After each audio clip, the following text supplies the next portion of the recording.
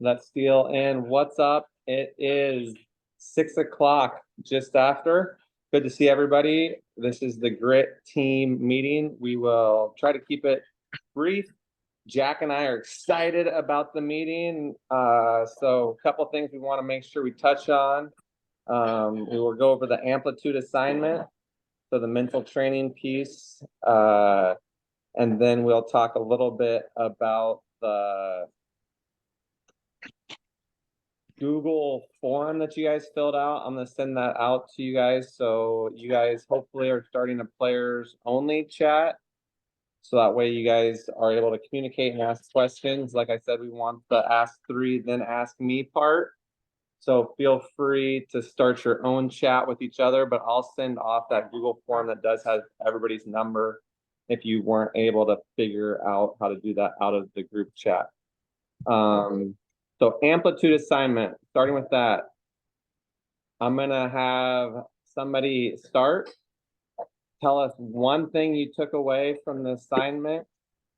So think about it. You guys have a little bit of a head start.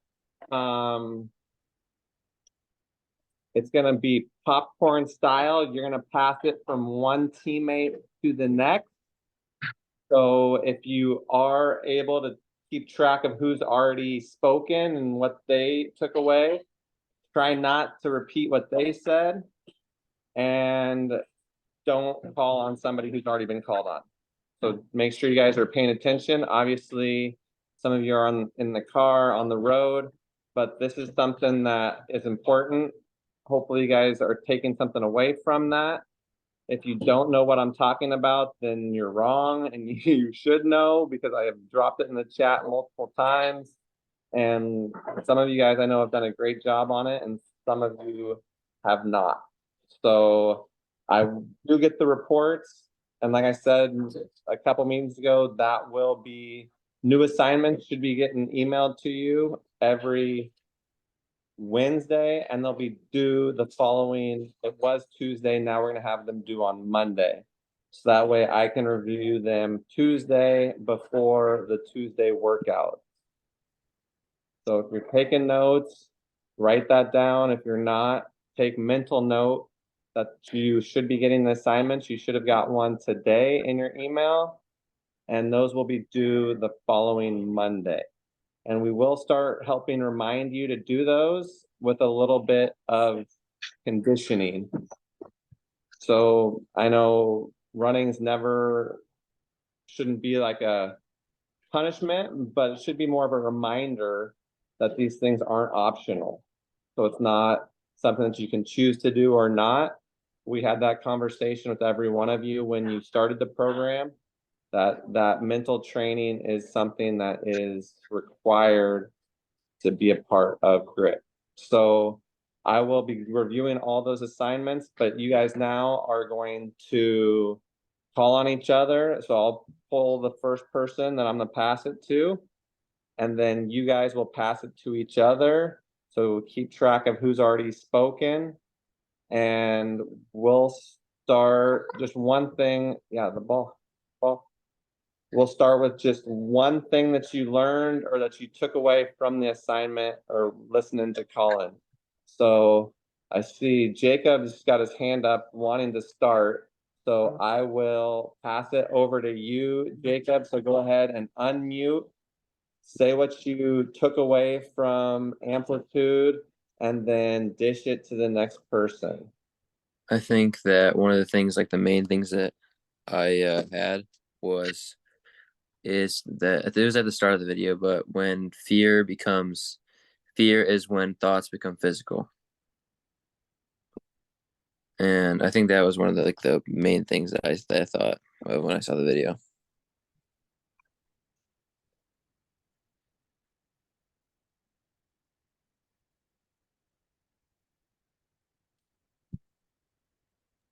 And who are you passing it to, Jacob? Pass it Sorry, to the I next gotta person. get You quiet. gotta call out one of your teammates.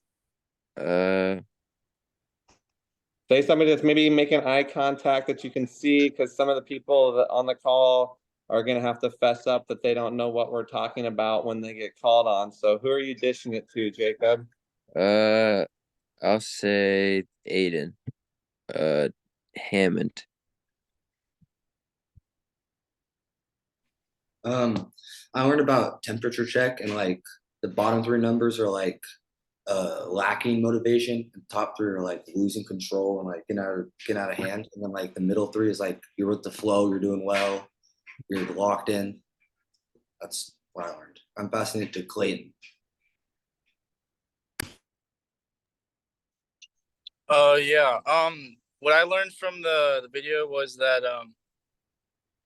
with the temperature check, if you ever found yourself like too low intensity, you can pick it up. And if you're like too high and you're knocking over stuff or you're playing too fast or something, you have to get to the sweet spot in the middle, because that's like the optimal spot, because you can't be too intense, but you have to have enough intensity that you're not like yawning in the middle of the game or not paying attention to stuff.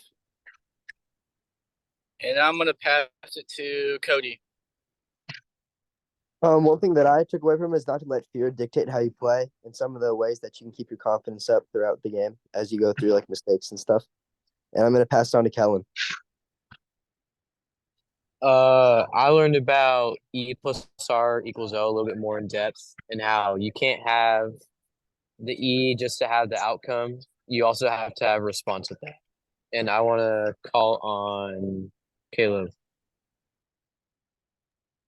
One thing I took away from this week's video was the temperature check and how, like, you want to stay consistently in that green and you don't want to like overdo it, because like you can be too intense, but then you also you don't want to be not intense at all. Like you want to find that fine line. And I'm gonna pass it to Aiden.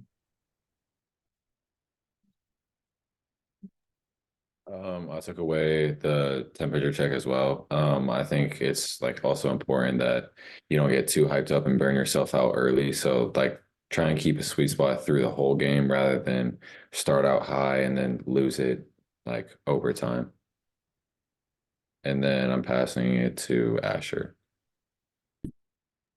I'm not gonna lie, I was gonna say temperature check, but the other one that really affected me or like kind of like made sense to me was the redefining failure. Because one thing that I'll do that when I'm working out by myself is that I'll get like down hard on myself, I'll be too hard on myself if I miss too much.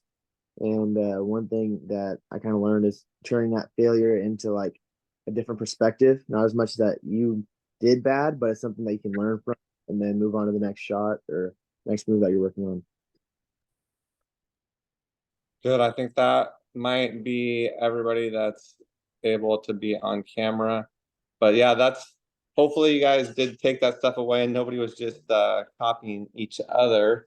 But no, definitely important takeaways. So we will you should have got this week's assignment. And if there is anything that we didn't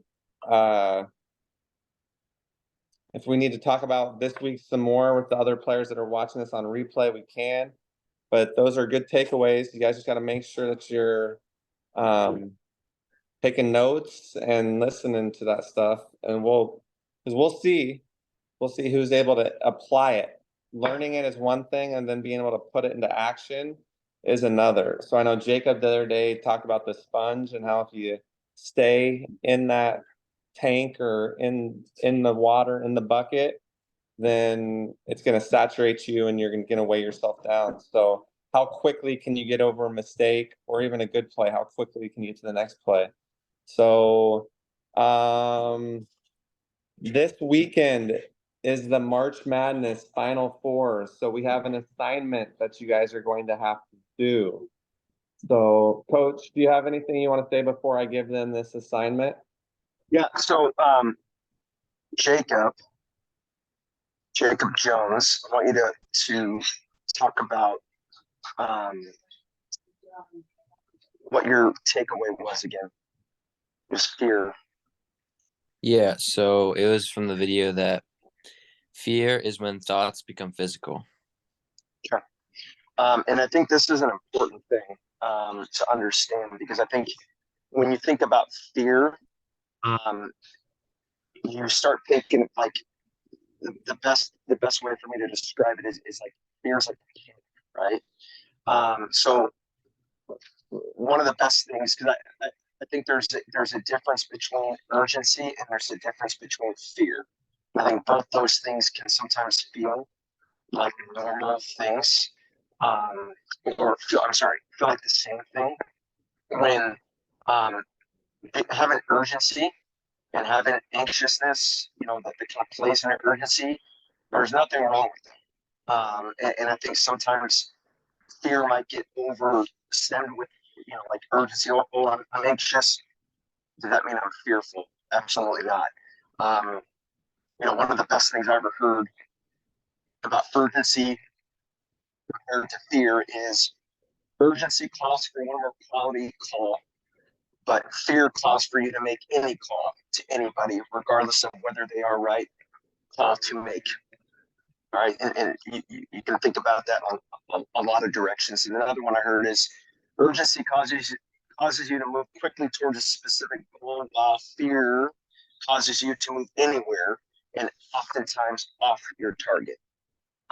And so I think that that's a big thing to understand with any kind of competitor and any kind of big game event is always going to have a feeling of anxiousness, maybe a little anxiety, a little urgency. But I think that there's a huge difference between urgency and fear, and I think that that's one of the things.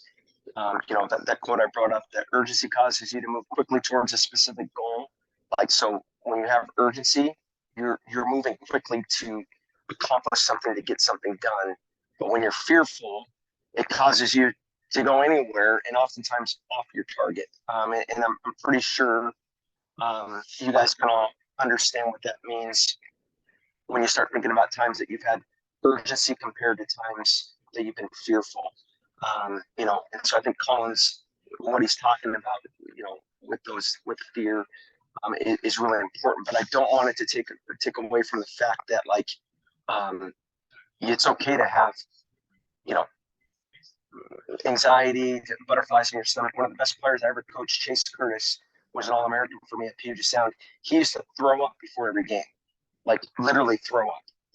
And he just was so anxious and urgent about what he had to do, that just caused him to do those things. But he was always mentally dialed in on what he needed to do. Never fearful, but always had anxiousness and had some urgency. So I think that's an important thing to understand, especially as a young athlete. That, like, if you're going through, oh man, like, that's okay. You gotta redirect it. Is it a fearful thing, or is it an urgency, anxious thing? The other thing I think about as far as the green, and being within the green, if I were to say that, let's go, for example, purple is the less inside the green, so more the negative side. So what did he call that? I haven't read this or done that, but what did he call when you are not overdoing it, but underdoing it? What was the right word? Asher, I know you mentioned it. What did he call that? Does anyone know? You guys brought up this whole green thing, being in the middle and not being too high or not being too low. Was it the temperature check, or is that what you're talking? Yeah. So when you were below temperature, what did he call that? Was it cold? I don't know. Is that what he called it? Cold? I think it was just. I think so. Okay, so then when you were outside the green level, what did he call that? I think it was red. Okay. All right. Well, just some food for thought. Don't ever be cold. If you're going to be any one of them, being red is okay. Now, like, being able to calm yourself and be able to play in the moment and all that stuff, that's fine. But, like, you're going to be a better competitor, obviously, if you can stay in the green more consistently. But avoiding the cold is a number one thing as far as being a competitor. Okay, like, all of you know who Kevin Garnett is, right? Okay, right. Is there anyone that doesn't know who Kevin Garnett is? Okay, good.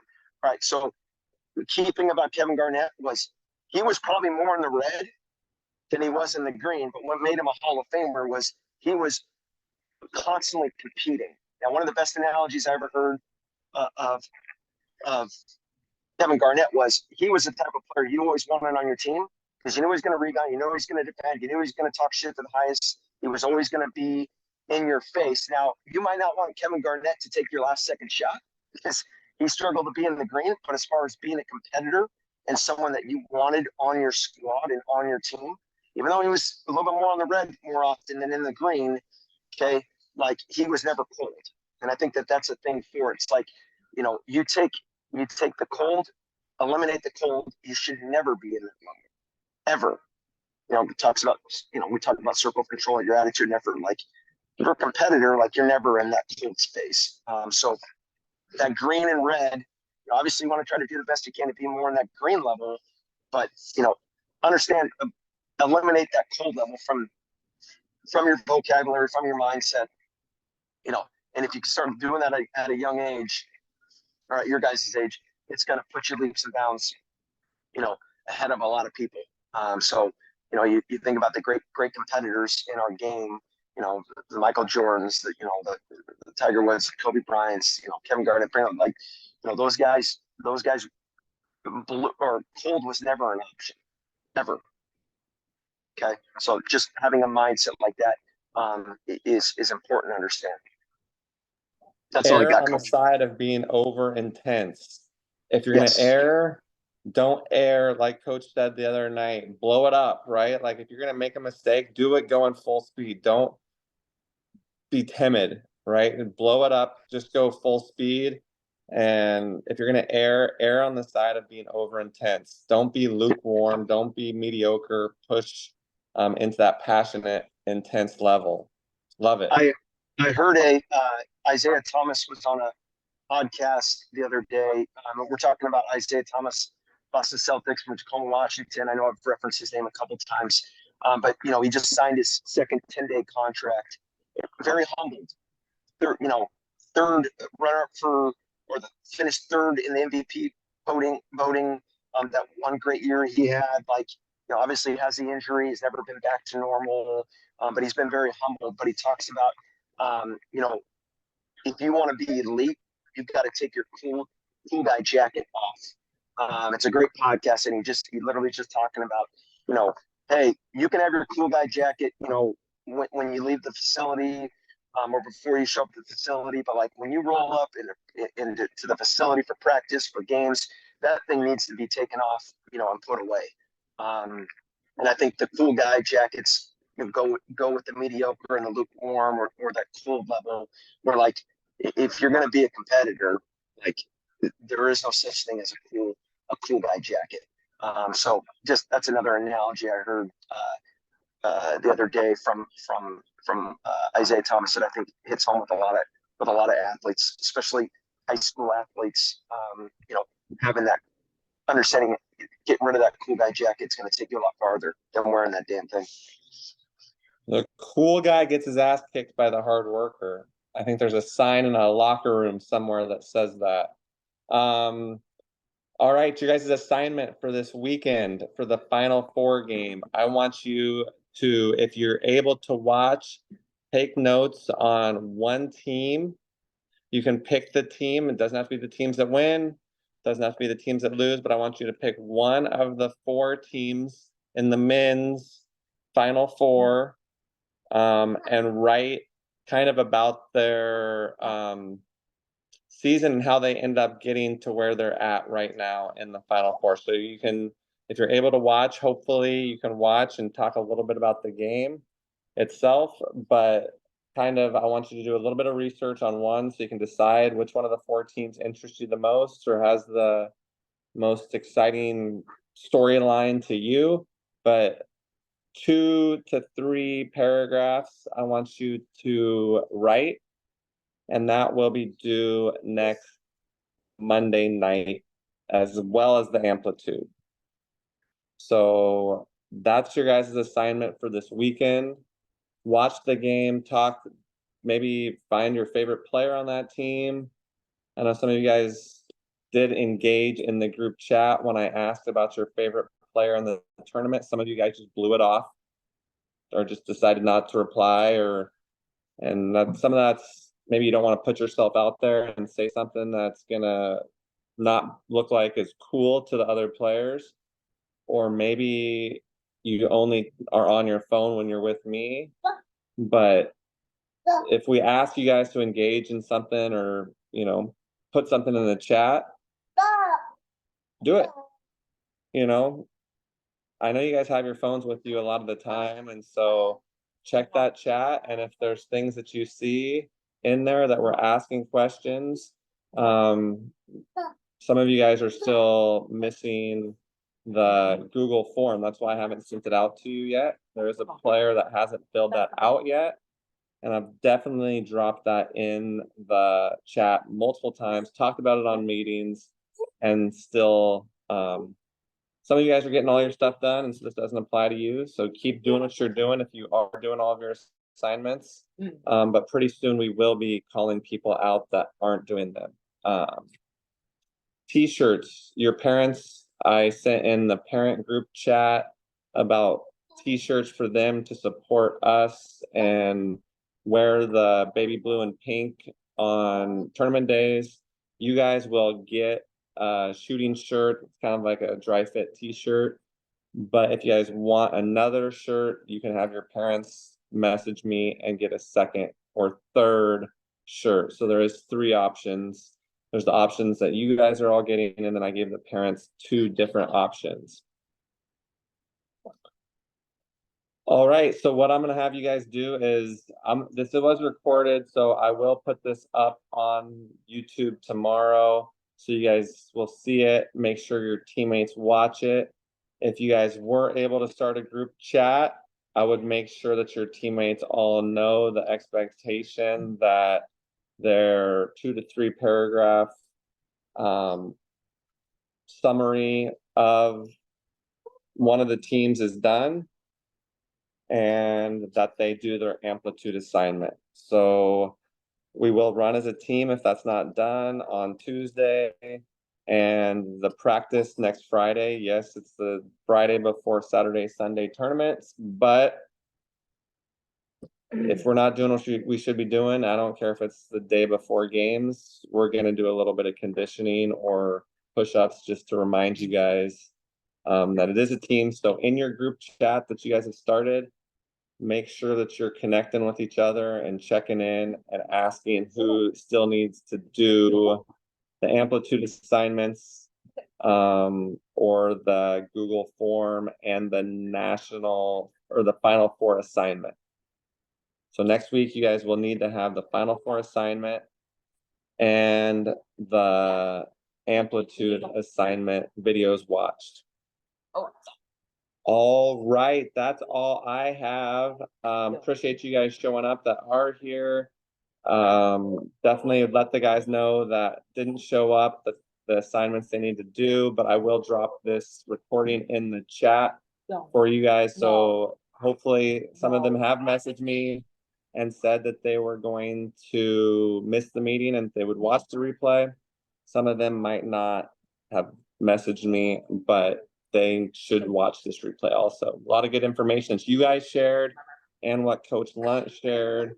Stay in the optimal peak performance zone. Don't get yourself get too high, too low. But if you're gonna err on the side of the high side of intensity. I know I'd rather coach somebody down of calming them down. I had a player named Kyle Tedder at Southern Oregon University who you really had to coach because he was intense and just a competitor, but he also wanted the big shot. He wanted to take the big one. I mean, we played Concordia. He hadn't scored at halftime, and he came out and had 33 in the second half, and we beat Concordia when they were ranked in the top 10 in the country. And he wasn't going to shy away from that big shot, and it wasn't because he was cocky. It was because he had prepared. Confidence comes from preparation. Some of you guys think it's going to come from an arm sleeve or a headband. That's fake confidence. The confidence comes from you putting in the time. Obviously, we're not able to be in the gym 5 days a week with you. So you guys need to be getting in the gym on your own if what you guys have told me is true. And now we have the goal sheets finished. That will be the assignment that we're going to have you guys do next week. So start thinking about your goals, and I will have that sheet for you guys to fill out. That will be next week. But make sure, think about that. Think about what we talked about. And if you guys have questions, reach out. But I'm excited about the season. After getting to see you guys last night, the guys that were there, I think we got better. And the practice last Friday was great. It was good to have most of you guys in the gym. And we will have this week Final Four. We will try to do a Sunday Zoom call. But keep checking the chat. It might be updated. Or we might shift the time around. Then Tuesday workout, Wednesday meeting, Friday practice, tournament Saturday and Sunday. So you guys need to be ready. You guys will be competing. And Coach Lunt, Coach Hellstrom will be leading you guys, but time to get ready. Don't wait to work while you wait. Some of you guys, I could tell just in the little bit of conditioning, haven't been putting in as much time out running to get in shape as you need to. 4 games, 5 games in a weekend. We don't want to be dragging that second game because hopefully Sunday we're playing for championships. So if we're playing for championships, you need to be in shape and be able to bring it for 2 days, 4, 5, 6 games. So put in a little time running this weekend, do your assignment, find one of the teams that you find interesting and do some research on them. Coach, anything you want to say before we sign off? Nope. Enjoy the games. I know I will. I'm excited. You probably won't see me on television. Cheap seats were not cheap. I guess nosebleed seats were not cheap. So it's exciting for me. My brother and I will be there and enjoying kind of some of the festivities around the Final Four and getting to go to the games. But thanks everybody for joining, and we will see you when we see you. But reach out if you guys need anything, but ask 3, then ask me. Keep your teammates in the loop.